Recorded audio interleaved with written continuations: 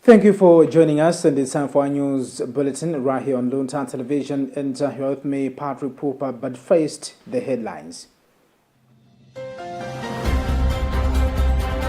Pope Leo XIV expresses sorrow over death of Maronite priest in Israel bombing.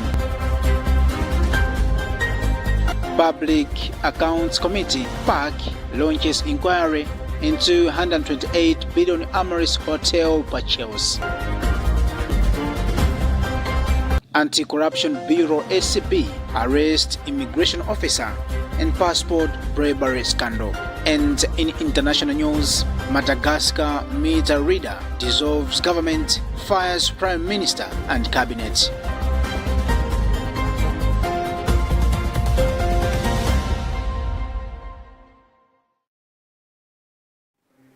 And those were the headlines, and now the news in detail.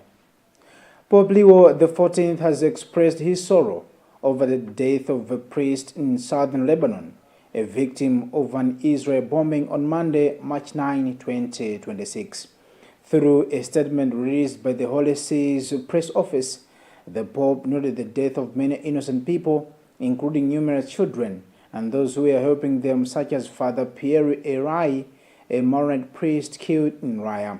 The statement added that the pontific is following the events with concern and prays for a swift end to all hostilities. Cheryl Chiranga is reading a report. Lai, a Maronite parish priest in southern Lebanon, was killed in a bombing while going to the aid of parishioner wounded in an earlier attack, according to Father Tawfik Baumehi, a Franciscan of the Custody of Holy Land, who spoke with Vatican media. The Pontifical Foundation Aid to the Church in Need (SCN) confirmed the tragic news, stating that Father Pierre Al-Olahi was ministering to his grieving parishioners in the village of Kiaya when it was attacked. The French Catholic organization, the Wake of the Orient, strongly condemned the attack and warned of the growing risk to the civilian population. The attack occurred around 2 p.m. local Beirut time, exactly 1 week after the start of the intensification of Israeli bombing in the south of the country. The priest was taken to a local hospital but died shortly afterward. Eolai was 50 years old and considered a leading figure for the Christians in the area. According to the Lebanese national news agency NNA, armed militants had entered the Kiala Majayun area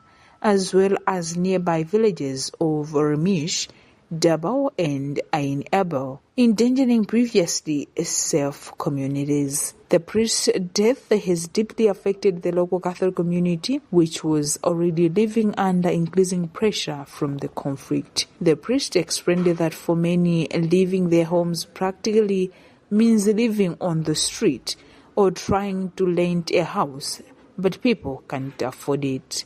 The conflict has also caused a serious humanitarian crisis. Baumehi reported that the Franciscan convent in Tyre is currently sheltering some 200 displaced people, all of them Muslims. He explained that in Beirut alone, there are nearly 500,000 displaced people, while almost 300,000 have fled the south of the country and thousands more have left the Bekaa Valley. Despite the circumstances, the Franciscan friar affirmed that the Christian communities are striving to maintain hope.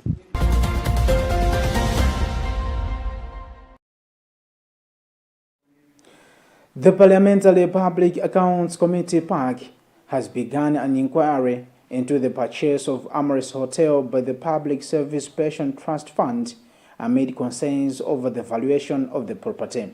The committee opened the inquiry in Irunge on Tuesday, where officials from FJ Bank, one of the institutions involved in advising on the transaction, appeared before lawmakers. FJ Bank Managing Director Noe Nkulichi told the committee that the bank's role in the deal was strictly advisory. Alison Banda reports. Nkulichi said the bank conducted a valuation of property in 2023, estimating its value within the range of 25 billion Malawi kwacha to 35 billion kwacha, with a midpoint valuation of 30 billion kwacha. He explained that FDH Bank was engaged by Nico Asset Managers to carry out the valuation as part of the transaction process. Kolichi also told the committee that the bank advised that investment offered a limited profitability compared to the funds that were being committed to the purchase. A report that was submitted to Nico, and in that report what we proposed was that for Amaryllis, what it needs to be sold is 30 billion. And that's what we told the committee. I know the committee wanted to find out why, whether we know anything about the 47 million that has also been mentioned. But our position was that we know nothing because there are several valuers that were involved, and I believe that that 47 came from a different valuer and not ourselves.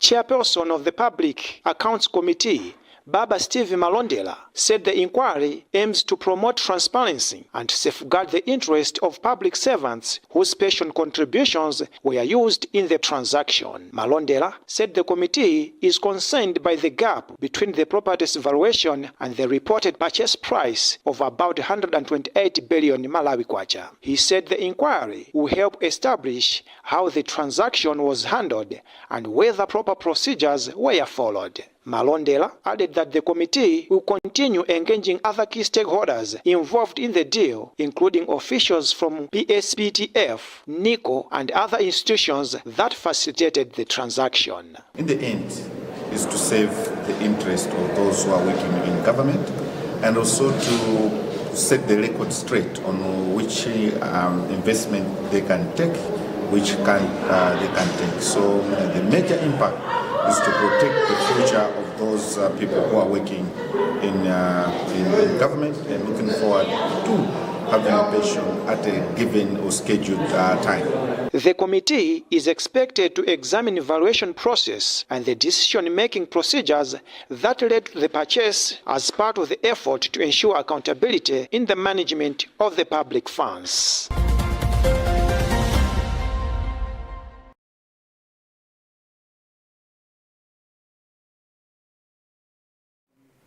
The Anti-Corruption Bureau, ACB, has arrested an officer at the Department of Immigration and Citizenship Services, Laurent Kagona, in Lilongwe over suspected involvement in corrupt practices. According to ACB Public Relations Officer Jacqueline Ngongonda, Kagona was arrested on March 9, 2026, following investigations into alleged corruption at the department. Emmanuel Chocha with the details. Ngongonda said the Bureau received several complaints on January 20, 2026, indicating that some immigration offices were allegedly demanding extra payment from the passport applicant to fast-track the processing of passports. She confirmed that SCB offices apprehended Kagona at the Department of Immigration and Citizenship Services offices in Lilongwe. Ngongonda explained that investigations were launched after a passport applicant who had already paid the official passport processing fee of 50,000 kwacha was allegedly asked to pay additional money for a quicker processing. According to SCB, investigation established that Kagona corruptly solicited and received 300,000 kwacha from the applicant. The Bureau said the suspect will appear in court soon to answer corruption-related charges. The SCB investigations established that Mr. Kagona corruptly solicited and received 300,000 kwacha from a passport applicant in order to facilitate the fast tracking of the production of her passport. Of this amount, 150,000 was paid in cash, while the other 150,000 was transferred to Mr. Kagona through Airtel money. The Bureau further established that the passport applied for was a normal passport with official processing fee of 50,000 kwacha.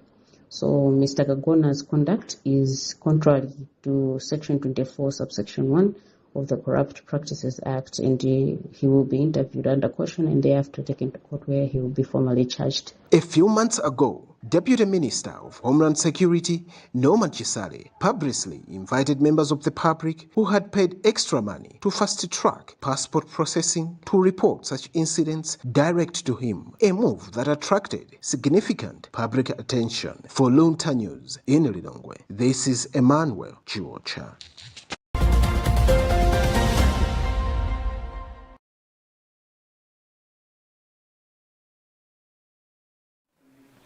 Chairperson of the Parliamentary Cluster Committee on Legal Affairs and Government Assurances, Gilbert Konyongwa, has called for careful consideration when handling cases involving women with the children below the age of 5 who are sentenced to prison. Konyongwa made the remarks in an interview with Luntha, where he emphasized the need to ensure that justice is served while safeguarding the welfare of affected children. Kostas Kamtemeni has more in this report.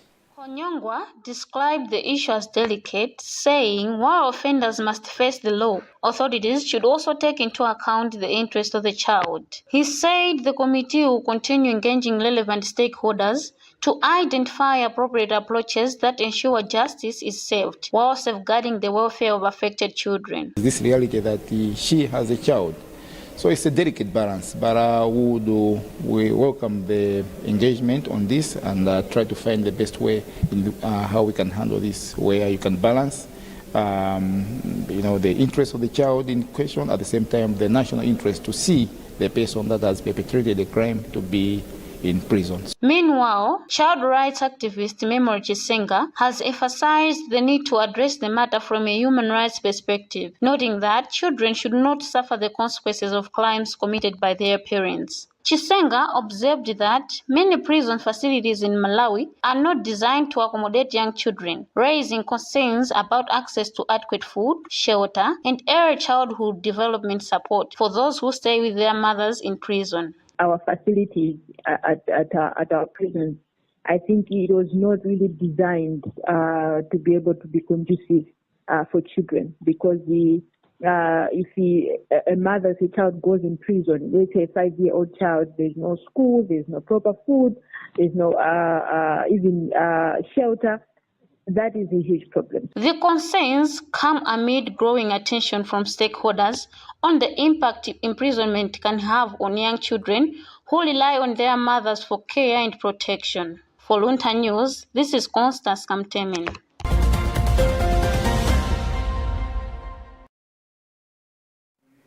In case you are just joining us, remember you are watching News Bulletin coming to you from Luntha Television. But before we proceed, let's take a commercial break.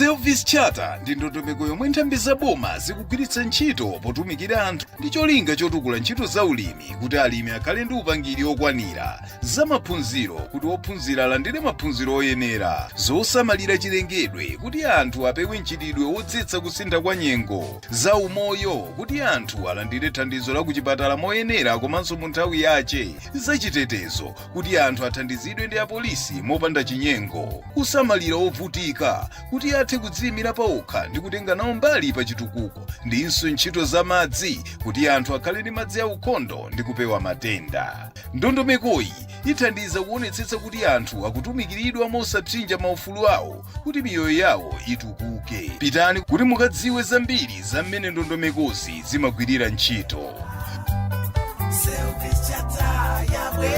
Uthengawu akukupatsirani da Human Rights Resource Center mogwirizana ndi makhonsolo a Dowa, Mchisi ndi Nsanje ndi thandizo lochokera ku Norwegian Church Aid ndi Dan Church Aid.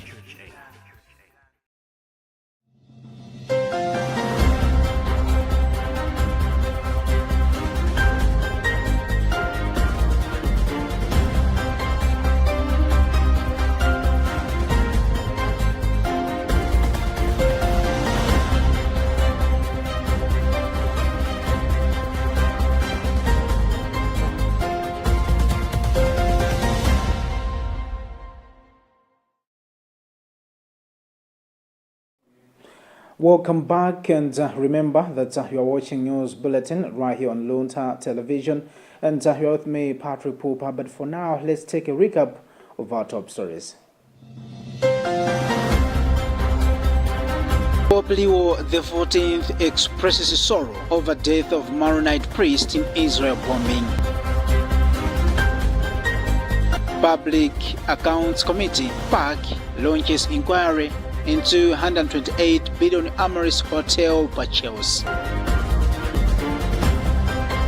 Anti-Corruption Bureau (ACB) arrests immigration officer and passport bribery scandal. And in international news, Madagascar meter reader dissolves government, fires prime minister and cabinet.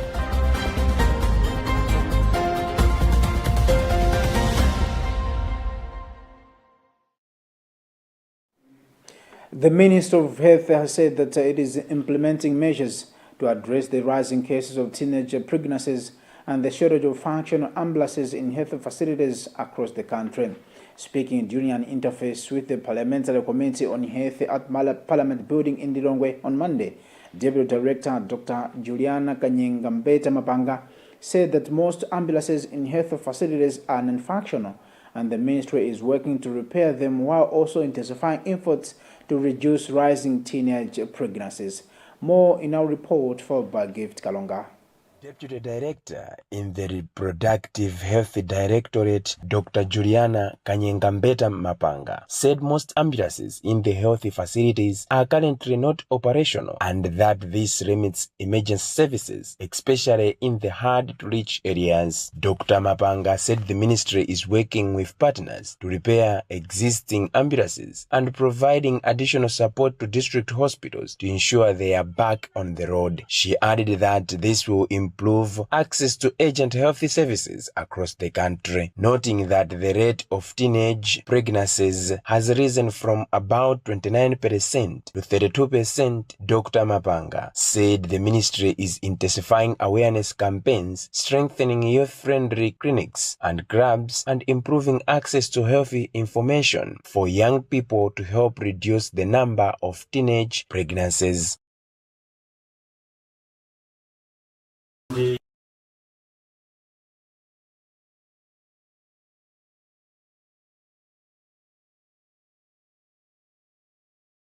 Chairperson of the Parliamentary Committee on Health, Anton Masamba, said the rising cases of teenage and adolescent pregnancies in Malawi are very concerning. He emphasized the need for increased funding for sexual and reproductive health services to help address the problem. Masamba added that establishing more youth-friendly health services across the country and reviewing restrictive laws on access to health services are key steps. He said these measures will help reduce both teenage pregnancies and maternal deaths. Services are key steps.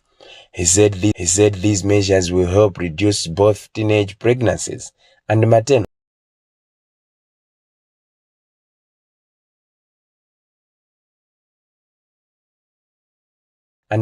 deaths by access to health services are key steps.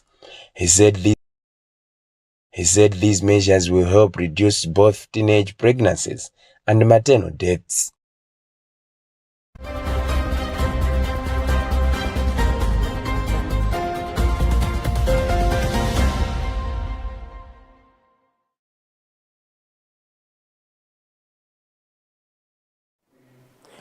We apologize for that poor report. The Civil Society Education Coalition (CSEC) has recommended for a 10% increase in education funding through Constituency Development Fund (CDF), urging members of Parliament to prioritize investment in their education sector when deliberating the 2026 to 2027 national budget. CSEC Executive Director Benedict Kondowe made the call during a meeting with legislators where the coalition presented findings from its tracking of the 2025 to 2026 education budget and a preliminary analysis of the proposed 2026 to 2027 budget. The meeting was convened to highlight both gains and gaps in education financing so that lawmakers consider key priorities that can improve conditions in schools. Judith Ogan has filed this report, read in our studios by Constance Kamtemeni. Kondowe said apart from the increase in the budget allocation to the education sector, there are additional opportunities through the Constituency Development Fund, CDF, that can help address infrastructure challenges in schools. He recommended that at least 10% of the CDF should be dedicated to education development to support the construction of classrooms and sanitation facilities, which often affect learners' welfare and school attendance, especially for girls. Kondowe also emphasized the need to monitor not only what has been allocated in the budget, but also how much of the approved funds are actually disbursed and utilized. He noted that in 6 districts where CSEC tracks public spending, only 77% of the allocated funds have been so far disbursed, leaving more than 200 billion kwacha yet to be released despite the final year nearing its end. Perhaps 10% of the CDF should be devoted to education, because that would ensure that schools have classrooms, schools have sanitary facilities that quite often keep a girl child out of school. So it is a very important investment, and we're also happy that within the framework that His Excellency the State President Professor Peter Arthur Mutharika had mentioned, is that they're devolving development to the councils. So we believe that if CDF devotes 10%, we are able to transform the schools to make them a neighboring environment that makes a child thrive. In her remarks, Parliamentary Education Cluster Committee Chairperson Mutan Tambala stressed that engaging various stakeholders in education discussions helps coordinate development efforts and is vital for achieving Malawi's 2063 goal of prioritizing human capital development. They would have called them here, maybe together with us. I have talked about working in collaboration. Us as members of parliament, we are somehow limited, okay? So if this has to work, it has to be something that it has to be collaborated, be from the grassroots up to the districts, not excluding any stakeholder. The 2026-2027 nation budget allocated approximately 1.8 trillion kwacha to the education sector, representing around 11.7% to 11.8% of the nation budget.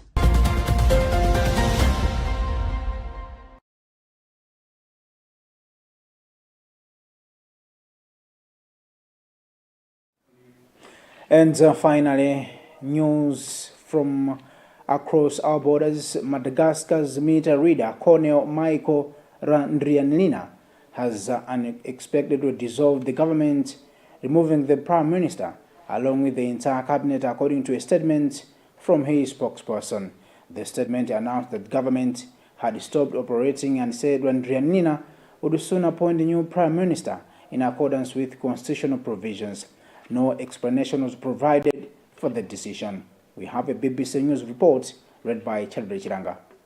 Randrianlina came to power last October after ousting former President Andry Rajoelina following weeks of protests led mainly by young people across the Indian Ocean island. Rajoelina had earlier secured a controversial third presidential term in the 2023 elections. The protests were triggered by ongoing shortages of electricity and water, eventually leading the army to side with demonstrators. After taking power, Randrianlina promised that fresh elections would be organized within 2 years. In December, the Southern African Development Community SADC urged Madagascar's maritime authorities to present a clear roadmap for returning the country to a democratic rule, including plans for elections by the end of February. However, in a surprise development on Monday, Randrianlina dismissed the entire cabinet and instructed permanent secretaries to manage the daily operations of government ministries until a new cabinet is appointed.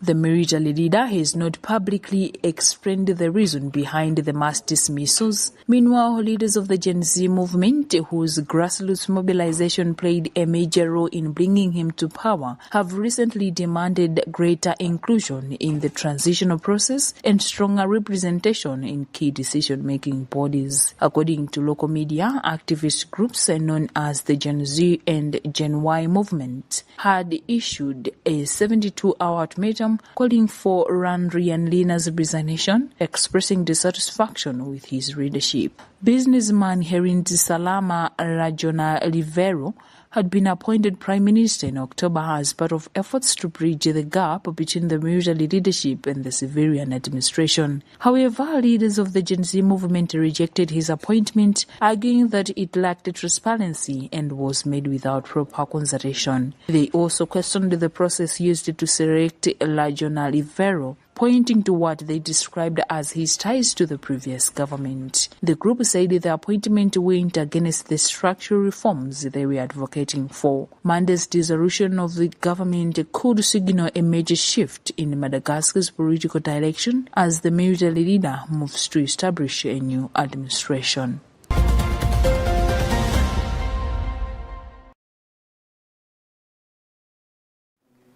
And that concludes our news bulletin right here on Luntha Television. But before I go, a recap of our top stories. Pope Leo XIV expresses sorrow over death of Maronite priest in Israel bombing. Public Accounts Committee (PAC) launches inquiry into 128 billion Amaris Hotel purchase. Anti-Corruption Bureau (ACB) arrests immigration officer and passport bribery scandal. And in international news, Madagascar meter reader dissolves government, fires prime minister and cabinet.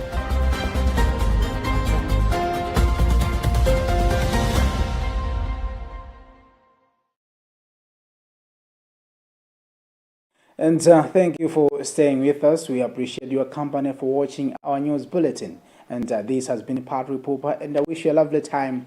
Keep watching Luntha Television, and bye for now.